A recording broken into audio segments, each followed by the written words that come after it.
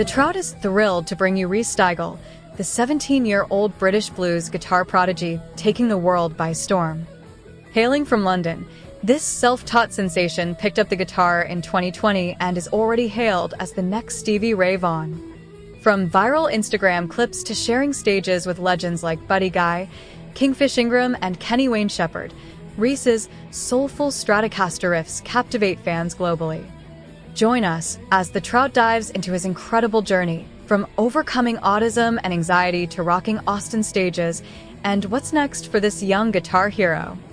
Now here's the Trout with Rhys. Enjoy!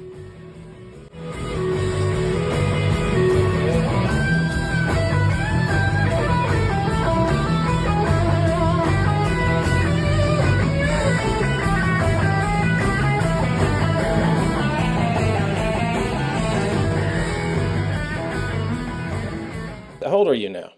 17. Okay, you're 17. When did you decide, what was the moment in your mind, kind of think about it, that you said, I'm going to pick up a guitar, I really want to learn how to play guitar? How old were you? I Do you was remember? just about to turn 12, Okay. and it was funny because I didn't really have interest in the sound of it. It was just, oh, the kind of music I like at that point in time, which I still enjoy. It's just I don't listen to it as often. It was like, oh, that had something in it that I could kind of, play along with and Hmm. understand. Um, but it was just kind of like, oh, that would be quite fun to learn. But there wasn't really that click at that point. When did you get, how old were you when you first got a guitar and you could start Uh, playing? my 12th birthday. That's when I started. I was 12 years old. And did you get a Strat-like guitar? Or did you get a hollow body? What kind of guitar did you get? It was a blue Strat copy, like a Okay. Sonic. And then you had to buy an amp. Or did you? I I played see I on. see your Fender back there. I see that back there. So, Oh yeah, that doesn't work anymore. oh, you need to get it fixed. Yeah. So, Um. when did you though, but I mean, so you started at 12. I Yeah. assume everything you've learned, did you take lessons or you just self-taught? You taught Oh. yourself how to. I go to lessons. Okay. Um. But I learn a lot at home too. So the person that gave you the lessons, did you tell him what you wanted to play? He's very open, and he's like, oh, I'll learn if you want to learn anything, I'll teach it. When when were you aware of the guy that you admire a lot, Mr. Stevie Ray Vaughan? That was late. It was kind of weird because it was a lot of coincidences happening at once. My guitar teacher Adam, he was like, "Oh, he's one of my favorite guitar players. Listen to these two songs," and I listened to them and I thought they sounded great, and I kind of moved on. Hmm. Um, and then a couple weeks later, I was gonna go and try out a guitar at a guitar shop, and I was looking on the website and I saw this guitar. I didn't recognize it at first. I was like, "Oh, that's a really cool guitar. I'd love to try that out." Um, and I just kind of didn't think anything of it. Uh, and I went to the guitar shop and tried completely different guitars out. And I think it was 2 days later I saw that same guitar being played on a recording. It was like a top 10 best guitar players, and it was Stevie live at Austin City Limits. Oh, the famous video, Yeah, yeah, the one that's made him, yeah, yep. yeah, that was around December of 2020. And that's when you said, "Oh, I think I want to learn how to play like Stevie Ray." It was just for me. I still go back and watch that, and I'm like, how is he doing it? Because he's so like, there's nothing. It's like he found all the right notes in that one moment, Yeah. and they all clicked. Everything was understood with that, and I think when I saw that, it was like, how is he doing that? How is he getting that sound out of it? How is he making it talk that way? And I don't know. He's just special. I got to tell you what was really intriguing for me when I met you back in Dallas was you'd already been there, I think, the day before, and people Yeah. were coming up to you going, "When are you going to play again? When are you going to play again?" And I hadn't heard you play yet. Now I know Brett well enough to know that he never tells anybody. He doesn't tell about anybody unless they think they're good. And then we went over and we hung out for a while. That I went over and with the guy that was the guitar tech for Stevie Ray. I can't remember his name now. The Hispanic guy. Renee. Yeah, Renee. And I thought, well, obviously you know what you're doing, or you wouldn't be sitting here. And then you go back home, and then you. I guess you went from here, Dallas. You went to Austin, correct? Or was it? No, you went to Austin first, and then you came to It, Dallas. it was kind of a weird situation because it was a real. It started off as kind of a well planned trip, and then it started with going to Austin for about a week, and then a friend of mine was playing a show, and I got to join like jam with him for the show, and he said, "Oh, I'm opening up for Ian Moore at Antone's. Would you want to play a song then?" And it was like, "Oh, when's that?" And it was we were going to go and see some friends in Nashville and Chicago as well. The original plan was to go to Nashville after Dallas. And when that happened, it was the day that we were going to take the trip up to Nashville. So it was Austin, Dallas, Austin again, and then one.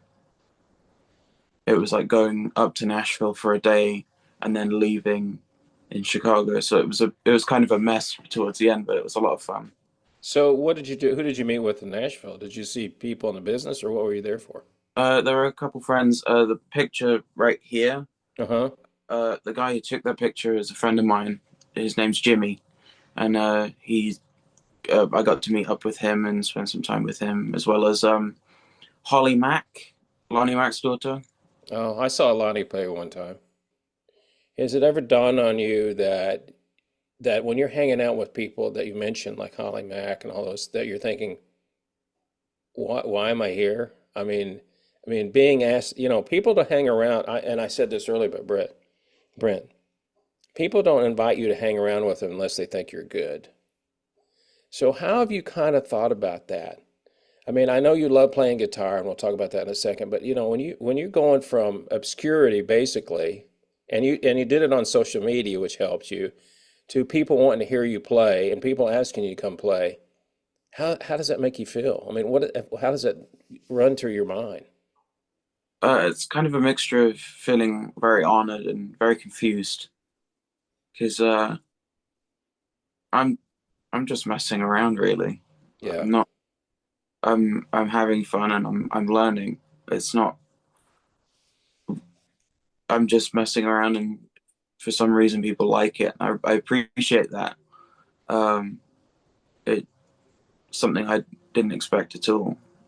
It it was just kind of the whole point behind the social media thing wasn't for pushing towards that, trying to get how big can this number get. It was never Yeah, I that. I understand.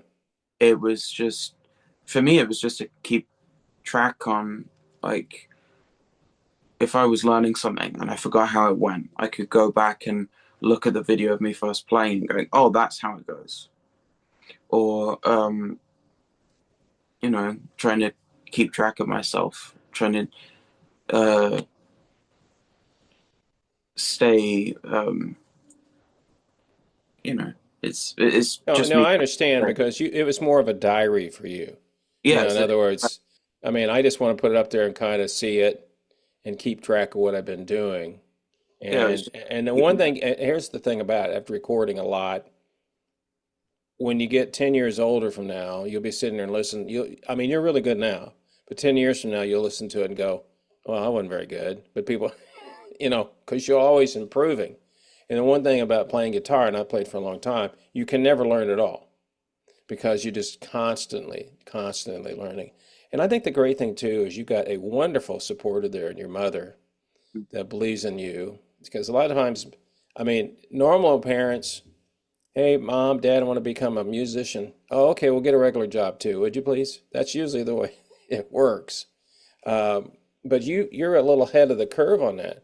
So where are you now with you think you've been exposed to it, but what do you want to do? What do you want to do with your talent? What is it you want to do? I mean, I just want to carry on playing.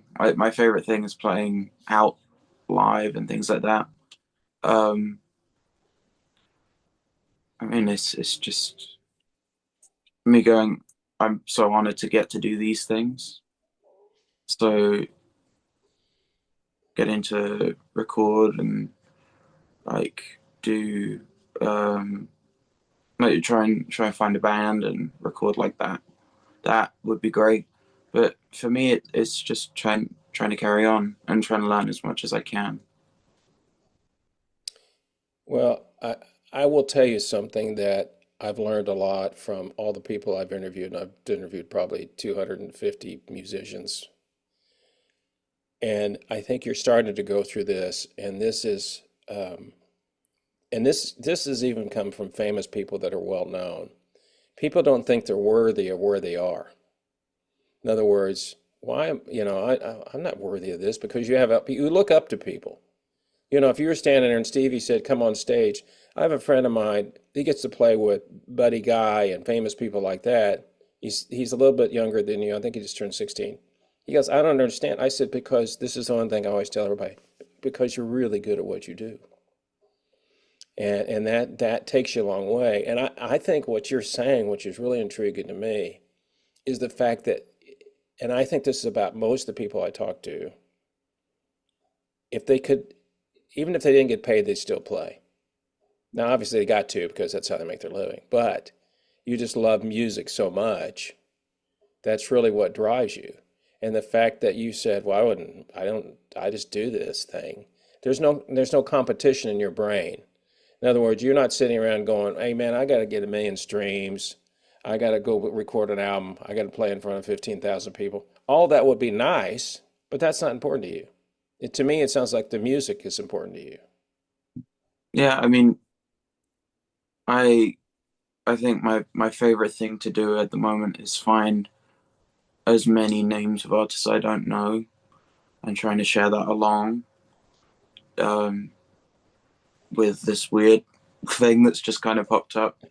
Like it's nice that it's all happened, and I appreciate that. And I wake up every day looking at those experiences and saying how honored it is.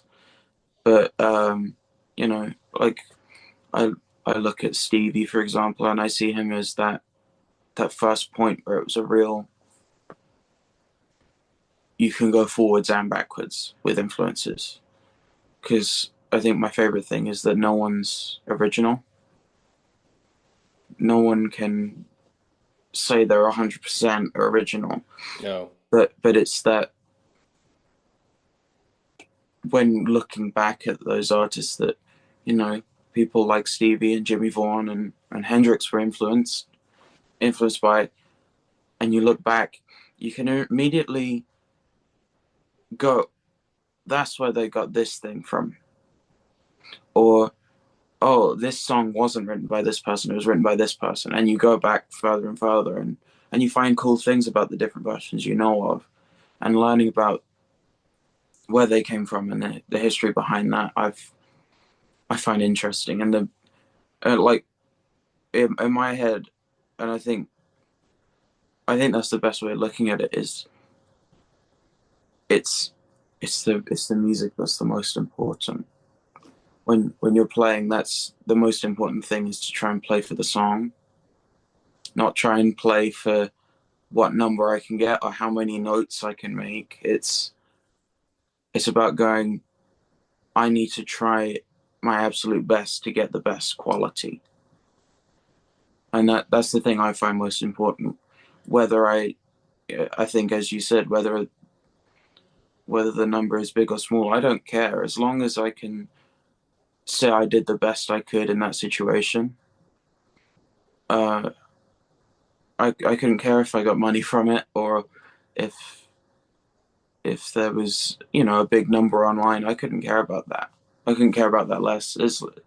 In my head, I go, if I can try and get the best sound I can, and the, you know, as much of what I'm feeling out, Hmm. and trying to do the best by the music. Are you, I know you mentioned just a second ago, are you probably thinking about recording? Are you thinking about going in the studio and doing some stuff? I didn't even ask you, are you writing some original stuff too? Uh, I try to, but I don't know how.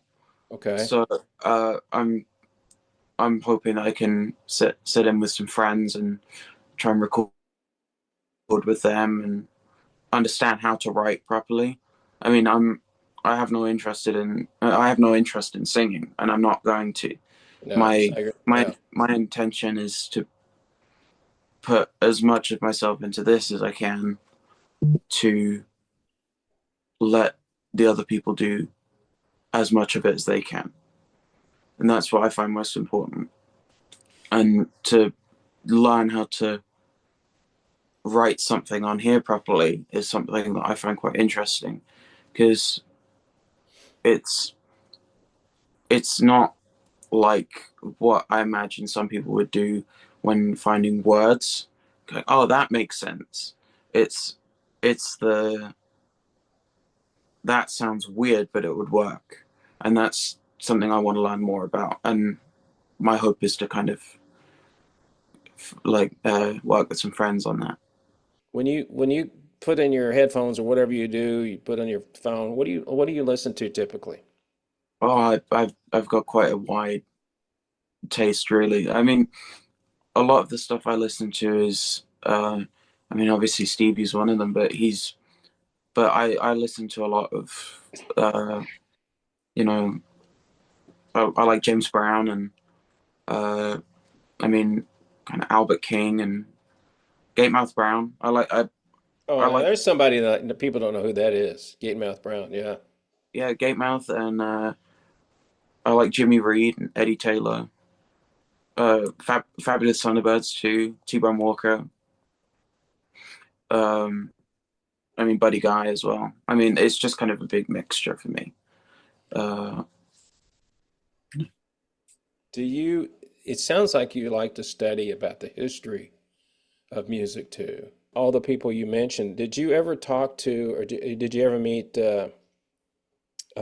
Jimmy Vaughn? yes. Where did you Yeah. meet him at? I've met him a couple times. Uh, the first time was when I first saw him. Uh, he was playing in Denmark, Oh, uh, wow.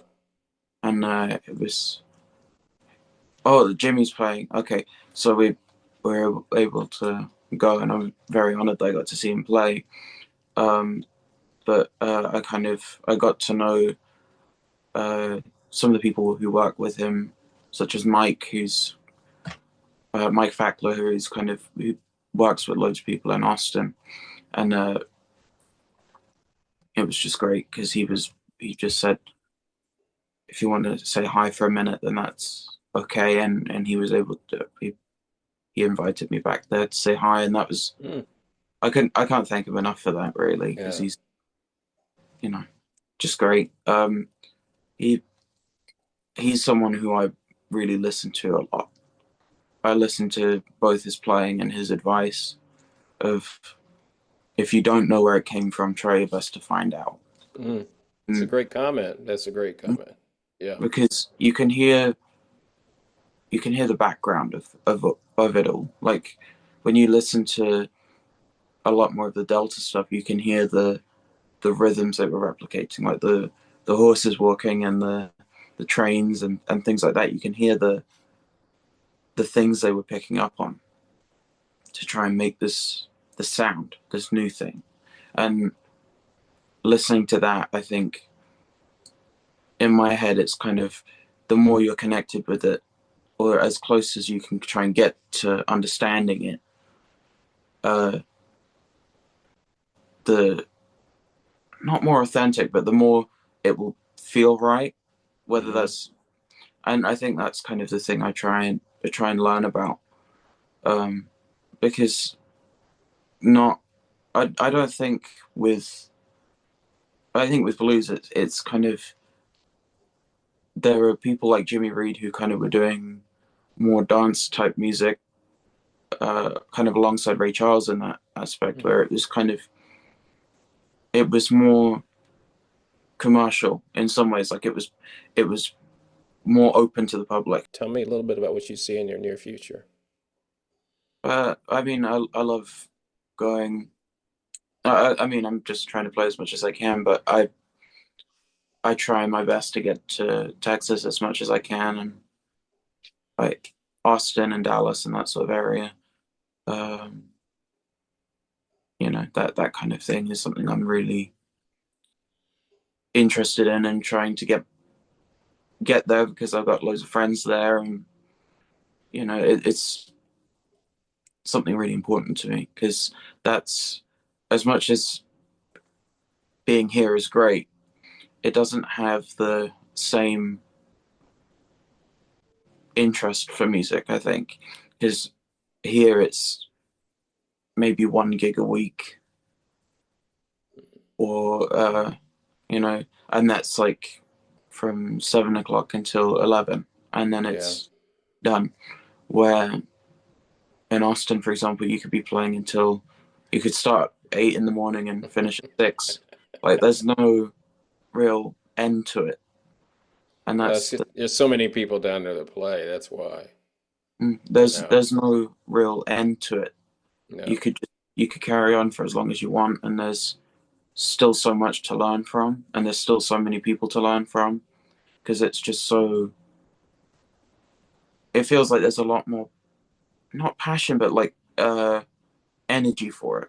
If someone wants to go for it and try and learn and play as much as they can, they have no problem doing that because well, first of all, there's space. There's not neighbors right above you that you know call and say be quiet. Uh, Yeah. Yep. that Yep. it's very spread out, and that's something that's quite useful.